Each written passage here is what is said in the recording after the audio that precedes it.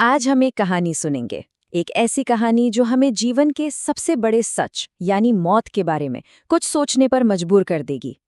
ये कहानी एक नौजवान और एक ज्ञानी संत के बीच की बातचीत है जो मौत के असल मायने पर रोशनी डालती है।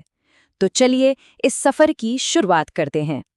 तो कहानी का हीरो है वीर, एक नौजवान जो हाल ही में अपने पिता को खो चुका है और पूरी तरह से टूट चुका है। वो गहरे दुख में एक ज्ञानी संत आर्यन के पास जाता है और उनसे बस यही एक सवाल पूछता है। एक ऐसा सवाल जो शायद हम सबके मन में कभी न कभी उठता ही है, और यही सवाल हमें इस कहानी में आगे लेकर जाएगा। अब वीर का ये सवाल इतना गहरा है कि संत आर्यन उसे कोई सीधा साधा जवाब नहीं देते। नहीं, वो एक मिसाल से शुरुआत करते हैं, एक बहुत ही आम सी चीज से, ताकि वीर खुद जीवन और मृत्यु के रिश्ते को समझ पाए। संत अपने पास रखे एक जलते हुए दिए को उठाते हैं और वीर से ये सवाल पूछते हैं। सोचिए जरा, लौ बुझ गई, पर क्या आग खत्म हो गई? नहीं, आग तो ऊर्जा है, वो बस अपना रूप बदल लेती है। और यही वो पहली कड़ी है शरीर और आत्मा के रिश्ते को समझने की। तो चलिए इस मिसाल को और गहराई से समझते हैं। एक तरफ है दिया, जिसका बर्तन वो है हमारा शरीर, और उसके अंदर जलने वाली लौ वो है हमारी आत्मा। जैसे दिए का बर्तन लौ को थामे रखता है, ठीक वैसे ही हमारा शरीर हमारी आत्मा को संजोए रखता है। तो इसका मतलब क्या हुआ? इसका मतलब ये कि जब शरीर रूपी दिए का तेल यानी हमारी जिंदगी खत्म हो जाती है, तो आत्मा बुझती नहीं है, वो तो बस आजाद हो जाती है, उस शरीर के बंधन से मुक्त हो जाती है।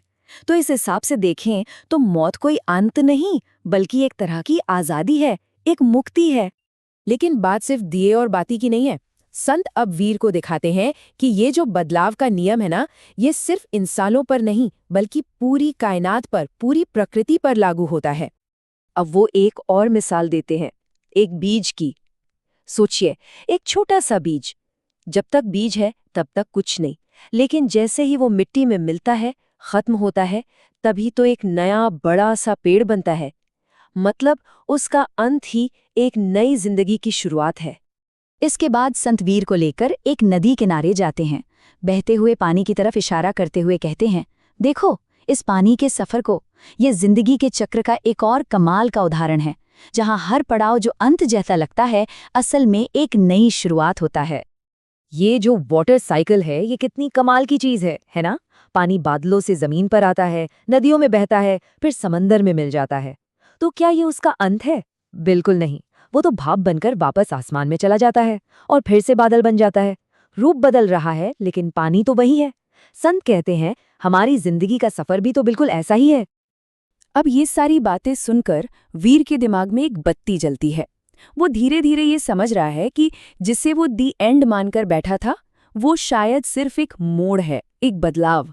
अब उसके सवाल में दुख नहीं, एक तरह की जिज्ञासा है।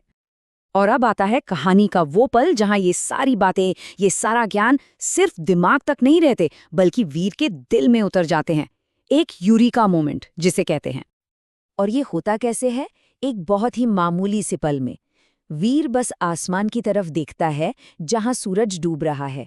एक ऐसा नजारा जो हम सब रोज देखते हैं, दिन का अंत।